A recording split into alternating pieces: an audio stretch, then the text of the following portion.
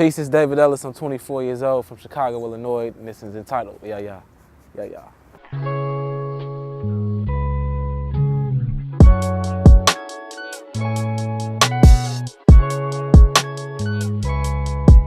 So my mom is a first lady, dad is a pastor, was raised in the church. And my mom would play gospel music over the house all the time. And so like, I kind of grew up not resenting gospel music, but like, I got tired of hearing the songs over like the stretch of the years, but I don't know, I kind of had those melodies still in my head all the time. I would always be memorizing songs. The first song I memorized was like this Kirk Franklin song, Stump. And so like, that was kind of like my grounding and my starting point of like developing a love for music. And it kind of just went from there. I kind of grew up freestyling at the lunch table in elementary school, went to high school, started footworking, got really into like house music and footwork tracks and juke music. Was watching Cam all the time, and so like just instrumentation and beats was like in my blood by that time. Got to college and decided to start doing it for real. So I started making videos, started trying to make an artist platform for myself, started linking up with other artists around the city, started going to open mics, and it kind of just went from there, man, honestly. Initially, I pursued it for very like frivolous reasons. I wanted to be famous, like very head-ass, cliche reasons. But I started kind of learning like this idea of communicating through music and through art. I also do like painting and like visual arts, graphic design. I dive into all of that. And it was kind of like another way of me expressing the language. I look at music as almost a language. Like, so at times when I had like speech impediment and stuttering and couldn't really express myself, I could write a song easily. And somebody would be more receptive to my music versus me stuttering and like trying to struggle to like explain myself or like express myself. So music kind of became a language for me, and I kind of really decided like, why not use something that I already love as like a drive to make money off of this thing and like help other people like hear my art and possibly be able to heal from my art, you know?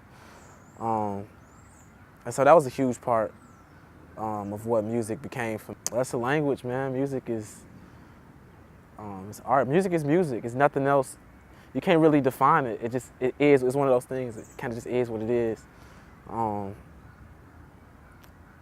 it's kind of intersectional. Like everybody can relate to some type of sound, or some type of like melody, or some type of tempo. Or, you know, like everybody has music. Like everybody listens to some form of art. That's in the form of a song or something like that, and it's very universal. And so I always seen it as like a language, and people communicate through it. People express their experiences and their struggles through it. People organize through their music. People are like very political with their music. People are fuck shit with their music, like, and it's very like, it's subjective to the person, and that's what I love about it. Like, there's no like tunnel or funnel or like monolith in this shit. Like, music is what you make of it, right? And regardless of who the like, some people may say like they don't even listen to music, but like they do. Like, music is not just like literally a recorded song. It's like sounds and shit. And so my process is very unorganized and very sloppy. Like, I don't even necessarily know if it is a process, but inevitably it is a process. I usually don't write to beats. I usually just like free write, and I write them in like sections and pieces, and whatever is related, sometimes like I'll put it together. Like, don't get me wrong, I have wrote like specific songs with like a specific message, but like most of the times it's just like an ensemble of different pieces I put together, and like based off of what fits, that's how I come up with it. Like, which kind of is like a problem, because I got to find a beat that fits perfectly versus like writing to a beat. So some professionals will say it's problematic, but it works for me. I've been doing it for about 4 or 5 years like this, you know. And after a while, it just kind of gets like, it becomes routine and it just kind of flows after a while. And that's always been my writing process. With gospel, I would definitely say the Wayans Brothers, the Winans, Jay Electronica, Big Pun, Big L, Kendrick. I used to listen to a lot of Cudi. I would listen to a lot of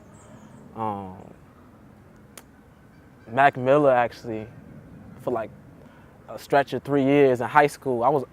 Mac Miller raised a lot of dudes, bro. Not even dudes, just a lot of people in general. So rest in peace to him, but I listened to a lot of Odyssey, his music and his instrumentals. I listened to a lot of Jay Dilla instrumentals, Ninth Wonder, Big Brother. I can go down the list for days, bro. I'm not naming so many artists right now, which sucks, but I listen to a little bit of everything. I want to teach on a collegiate level, and I want to make music, and I want to organize. It's that simple. Like, I've always kind of been in positions where I've been a mentor, like youth ministries director. But I want to get to a point where I could teach like hip hop culture or teach like sociology, go take a break after the school year is up and go on tour during the summer. Like, that's my dream, you know.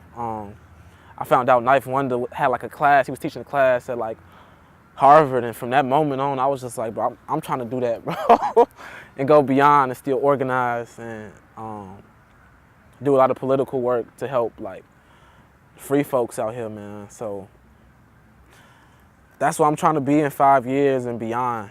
Trying to make new pages for myself, man. I paint as well. I mentioned that I want to have like a gallery. Like, I want to tie that into like art therapy and some type of support for like mental health. But I also really believe in practicing and becoming an expert in your lane. I think sometimes we try to do too much and stretch ourselves thin. Like, the jack of all trades, like, is not always the most effective person. Like, I think we need people like in every field who are like dedicated to what they do. So I want to be the best professor / like artist / organizer versus trying to do all this other stuff.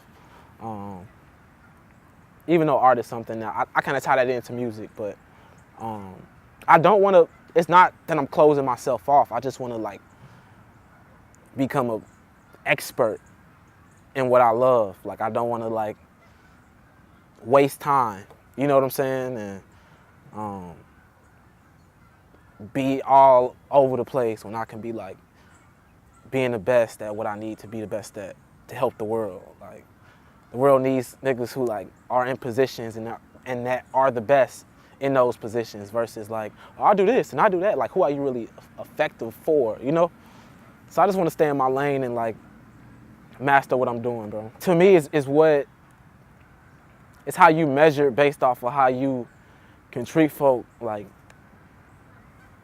and these are the people who can't do anything for you. Like, how have you affected or like brought change to the common man? Like, very basic level. I think we always look at success in a very capitalistic frame where it's like, I worked my way up to this position, I'm at this stage in the hierarchy, and I got this more money than you, and I got like, it's literally like a measure of who you are, and I want to become like successful in the light of being a good person and genuinely like doing things not for like self-satisfaction, but just for the sake of being a good person, you know what I'm saying? So I still like battle like internally on like what I need to do to get to that point. So just success would be working on myself and seeing growth at every stage of my life. That'd be success for me. I'm not gonna measure it, even though it's hard not to measure it like off what you're doing. Like, that's just, it's very hard to do, but my goal is to see every new page, to see some type of like major transformation in my life, you know what I'm saying? Via how I'm treating people, via like how effective I'm like affecting change in folks' lives. Shout out to everybody who's genuine, man.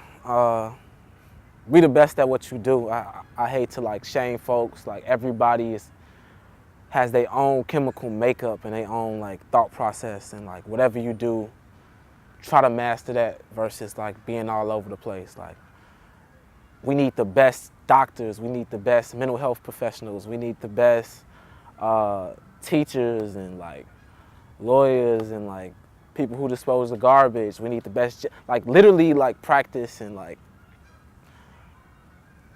become an expert in what you do and be good at staying in your lane, you know?